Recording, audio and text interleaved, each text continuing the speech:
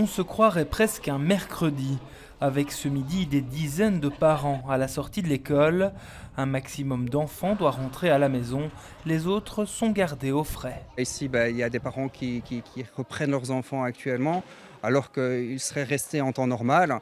Ça va limiter le nombre d'élèves, donc le nombre d'élèves aussi dans les locaux.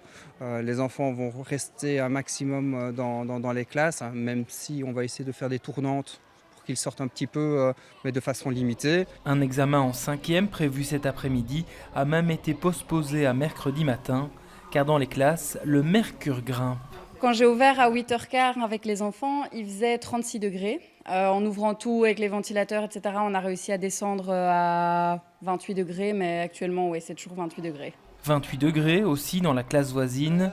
Depuis quelques jours, il est devenu très compliqué d'enseigner. C'est pas toujours facile à gérer quand les enfants ont trop chaud. Ils vont être fatigués, ils vont rentrer en classe, ils vont pas être concentrés, ils auront envie de faire la sieste. Vendredi, c'était déjà le cas. Il y avait pas mal d'enfants qui étaient affagis sur leur banc et c'est compliqué, même pour nous, de continuer les apprentissages quand il fait une chaleur pareille, franchement. Pour ceux qui seront gardés à l'école cet après-midi, ombre, casquettes et jeux d'eau. Depuis quelques jours, certaines activités étaient déjà annulées. Je pense aux cours d'éducation physique. Voilà, il n'est pas question de faire des efforts physiques avec 35 degrés dans un gymnase. Une décision de fermeture l'après-midi, prise pour toutes les écoles communales d'Etterbeek et en vigueur jusqu'à vendredi inclus. C'est un peu une question d'équité et de justice. Pourquoi ? Parce que nos écoles sont d'années et d'âges très différents. Nous avons pas mal d'écoles qui sont centenaires.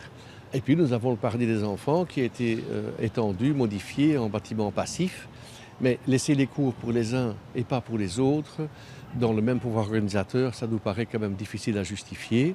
Les températures devraient s'adoucir dès le week-end prochain. Les horaires devraient donc revenir à la normale pour la dernière semaine de l'année.